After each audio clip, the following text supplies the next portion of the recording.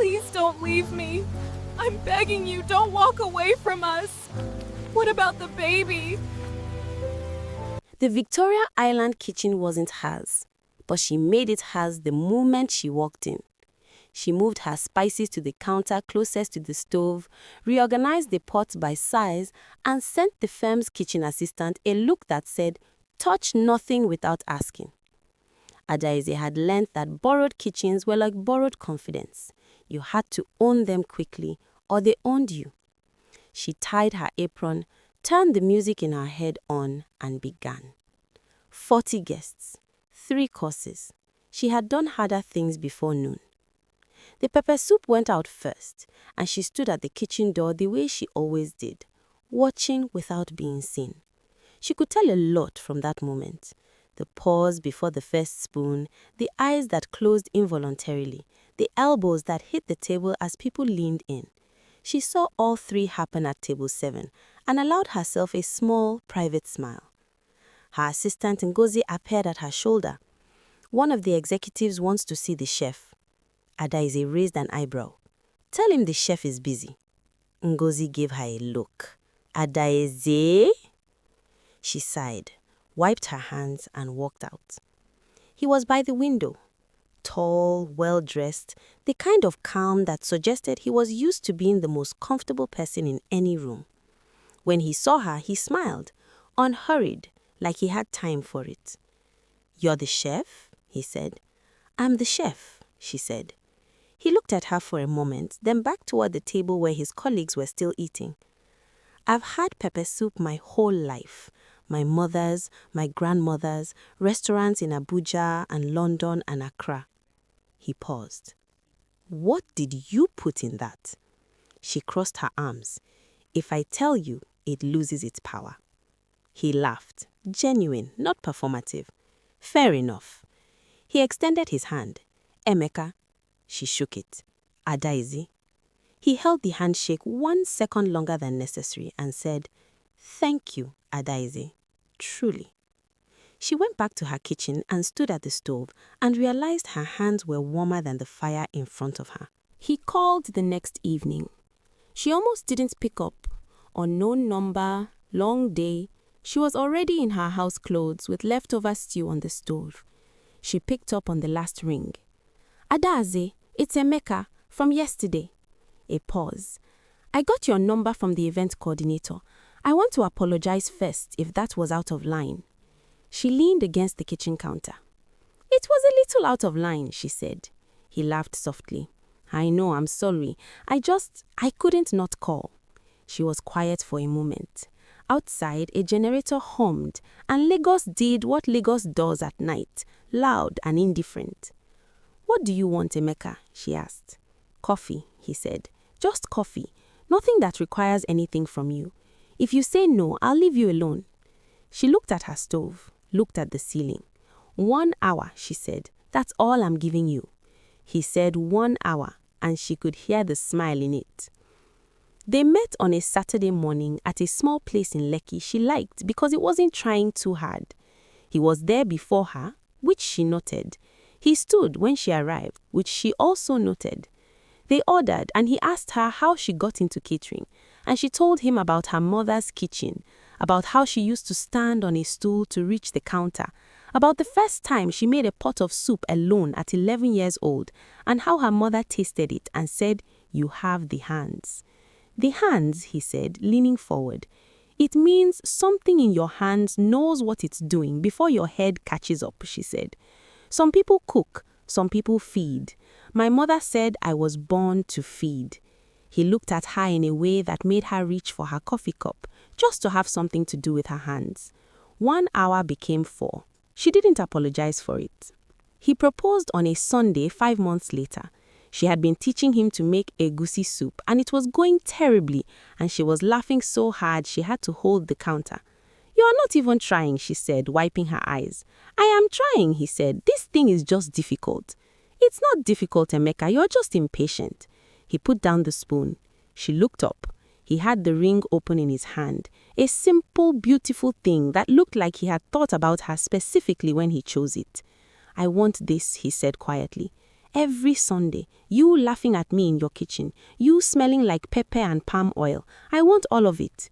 Her hand went to her mouth. Emeka, say yes, Adaze. She was already crying. Yes, she said, yes. He put the ring on her finger, and the egusi burned, and neither of them noticed. 3 weeks later, she sat on the edge of her bathtub at 6 in the morning, staring at 2 lines. Her hands were shaking. She pressed them flat on her thighs and breathed. Then she started to laugh, quietly first, then fully, the way something feels when it is too good to be quiet about. She called no one. She drove to his apartment with the test in her bag, sat across from him at his dining table, and pushed it toward him without a word. He looked down, looked up at her. Is this? Yes, she said, grinning. It is. He stood and came around the table and held her and said all the right things, every single one of them. We are going to be wonderful parents. I love you. This is the best news. She held on to him and closed her eyes, and behind her eyelids, everything looked like light. She didn't see his face when he said it. She didn't see that the words and his eyes were telling 2 different stories. The first sign was small enough to explain away. She had called him 4 times and he didn't pick up until the 5th. And when he did, he sounded distracted, like she had interrupted something that mattered more. I was in a meeting, he said. 4 times, Emeka. I called 4 times. Adaze, I said I was in a meeting. What do you want me to do? She was 16 weeks pregnant and her back hurt, and she had been standing in a client's kitchen for 6 hours.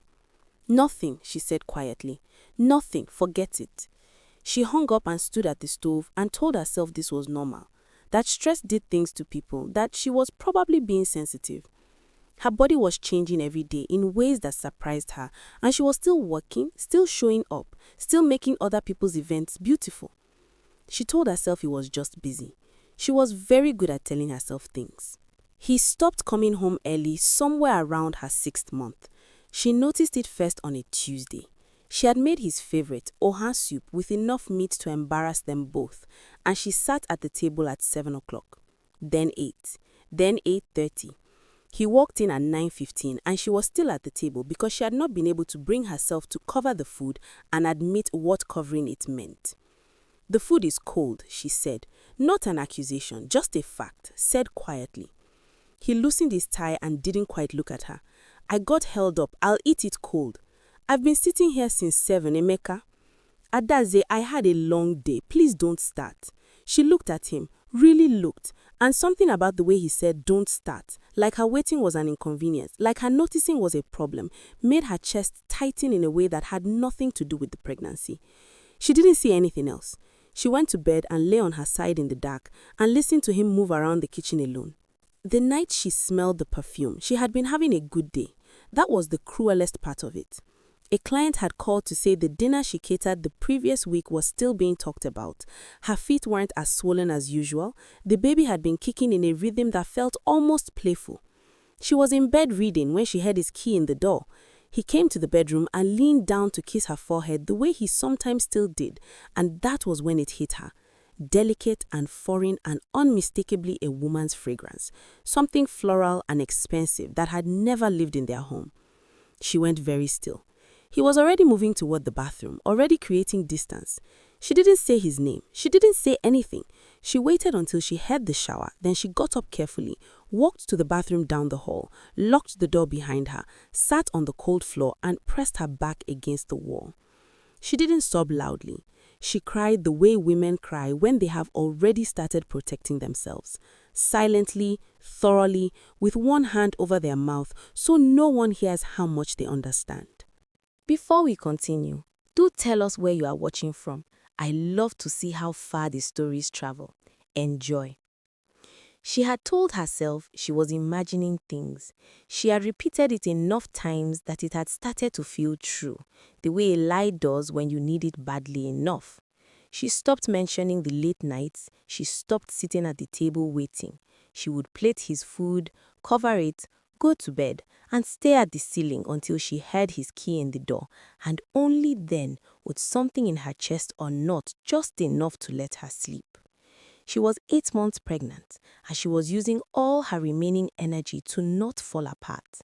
The baby moved constantly now, restless and insistent, and she would put her hand on her stomach in the dark and whisper, I know, me too. She was in the living room on a Wednesday afternoon, feet up, a client's menu spread across her lap when she heard the knock. She wasn't expecting anyone. She moved slowly to the door, one hand on her lower back, and opened it. The woman standing there was put together in a way that felt almost aggressive, makeup precise, clothes fitted, the kind of effortless presentation that takes significant effort. She was young, not dramatically, but enough. They looked at each other, and in the space of 3 seconds, Adayeze understood everything she had been refusing to understand for months. Neither of them spoke first. Then the woman said, Is Emeka here? Her voice was careful, controlled, like she had prepared for this. He's in the bedroom, Adayeze said. Her own voice surprised her, steady, almost polite, the voice of a woman who has gone somewhere beyond shock. She stepped aside. She didn't know why. Her body made the decision before her mind could intervene. The woman walked past her, and Adayeze stood in her living room and heard Emeka's voice go quiet in a way that confirmed everything. She went to the kitchen and stood at the counter and pressed both palms flat on the surface and breathed. She heard movement. She heard the low, urgent register of an argument being conducted in whispers. Then she heard the zip of a bag. She walked back to the living room when she heard footsteps, and Emeka came out with a hold all on his shoulder and the look of a man who had rehearsed something and forgotten it. It's a work trip, he said. Last minute, I'll call you. She looked at him for a long time. Okay, Emeka, she said. The woman appeared behind him in the hallway. She met Adayeze's eyes and something moved across her face. Not guilt exactly, more like sorrow, the complicated sorrow of someone who has made choices they can see the full weight of now. She stopped at the door. I'm sorry, she said softly, directly to Adayeze. Just that. Then they were gone and the door clicked shut, and Adayeze stood alone in her living room with her 8-month belly and the cold quiet of a home that had already been empty for longer than today. She didn't call him. She didn't call her mother or Ngozi or anyone. She went to the kitchen and washed the 2 cups in the sink and dried them and put them away. Then she sat at the kitchen table where she had once cried with joy over a pregnancy test, and she put her face in her hands. The baby kicked, hard, twice, like punctuation. She lifted her head. She spread her hand on her stomach and said, I know. She said out loud to the empty room, to her child, to herself, I know. She sat there until the sun went down and the generator outside kicked on, and Lagos filled up with its usual noise, indifferent and continuous, the city never pausing for anyone's grief. He did not call, not that night, not the next day, not for 2 months. He was not there when her water broke. It was 4 in the morning and she was alone, and she called Ngozi first because her hands knew to before her mind did. I'm coming, Ngozi said, already awake, already moving, the way good friends are. She called her mother in Enugu on the drive to the hospital, and her mother said nothing for 3 seconds, and then said, I'm on the next bus. Don't you dare have that baby without me. She laughed despite everything. The contraction hit, and the laugh dissolved, but something of it stayed, something warm and stubborn.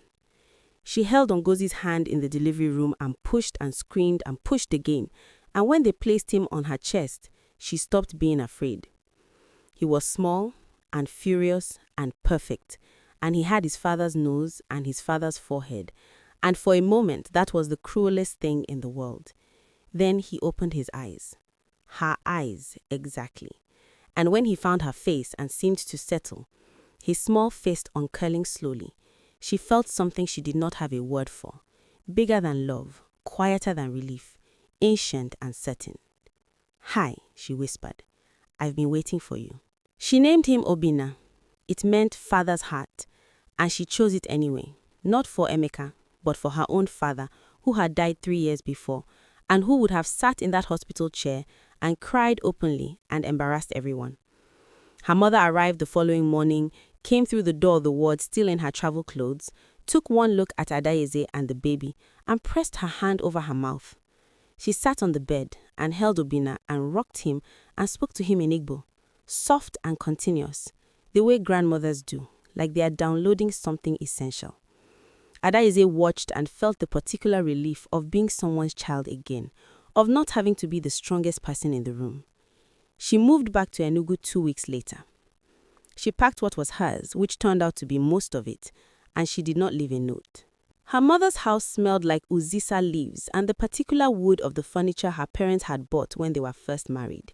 She slept in her childhood bedroom with Obina in a cot beside her, and for the first weeks, she did very little else.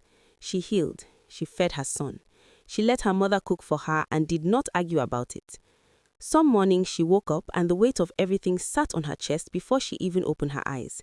And she would turn her head and find Obina awake and watching her with those calm, knowing eyes, and something would lift. He was so alert, so quietly present, as if he understood that she needed witnessing. "You're too young to be this wise," she told him one morning, and he blinked at her seriously, and she laughed, and the laugh was real, and it surprised her. By Obina's 4th month, she was back in a kitchen. Not for clients yet, just her mother's kitchen, cooking the way she had as a girl, relearning herself through the ritual of it. The knife work came back first, then the instincts, then the joy. Ngozi drove from Lagos one weekend and sat at the kitchen table eating everything Adaeze put in front of her and said, "Oh, Adaeze, you cannot keep this to yourself. This is a crime." She smiled and said she wasn't ready. By the 6th month, she catered a small family event, a naming ceremony 3 streets away, and the guests would not stop asking for her number. Word moved fast in Enugu the way it moves in places where people still talk to each other. By Obina's 1st birthday, she had more requests than she could manage alone. She hired 2 assistants. She created a name, Adaeze's Table, and it meant something within months. She built it the way she built everything, with her hands and her instincts, and a quiet, immovable belief that she had something worth offering. She did not build it to prove anything to anyone. That was perhaps why it stood. She was in the middle of a corporate luncheon when Ngozi texted her. She had her phone in her apron pocket and felt it buzz 3 times in quick succession, which meant it was important. She ducked out of the kitchen for 30 seconds and read it.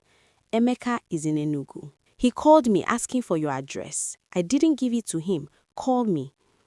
She stood in the corridor of the event hall and read it twice. Then she put her phone back in her pocket, straightened her apron, and went back to her kitchen. She finished the service. She plated 45 portions of jollof rice and grilled fish and fried plantain, and she did it well because she always did it well, and because falling apart in someone else's kitchen was not something Adaeze did. On the drive home, she allowed herself 5 minutes of feeling everything. Then she parked outside her mother's gate and sat until she was ready. He found her on a Saturday. She was in the front yard with Obina, 18 months old now, and newly in love with walking, toddling across the compound with the intense concentration of someone crossing a tightrope. She had the gate and looked up. Emeka stood there, and he looked different in a way she hadn't expected. Smaller somehow, not in height, but in the way he held himself, like something that had been keeping him upright was gone. He had lost weight. He was well dressed, but it looked like effort rather than ease. He saw Obina first, and something moved across his face that she did not want to look at too closely. Then he looked at her. "Adaeze," he said. She stood up slowly. "How did you find me?" "Your mother's address was in an old email," he said. "I'm sorry for coming without. I just didn't think you'd agree to see me if I asked." "You were right," she said. Obina had stopped walking and was looking at this stranger in the gate with serious, unhurried eyes. He reached up and held on to Adaeze's leg without taking his eyes off Emeka. He asked if they could talk. She almost said no. She looked down at Obina's hand on her leg and then back at this man who had left her alone and heavy and heartbroken, and she felt the old grief move through her like weather, fast and recognizable. 10 minutes, she said. Her mother appeared at the front door, looked at Emeka, looked at Adaeze, and took Obina inside without a word.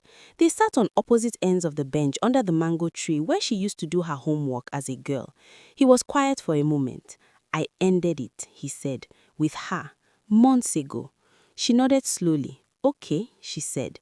I'm not telling you because I think it changes anything, he said quickly.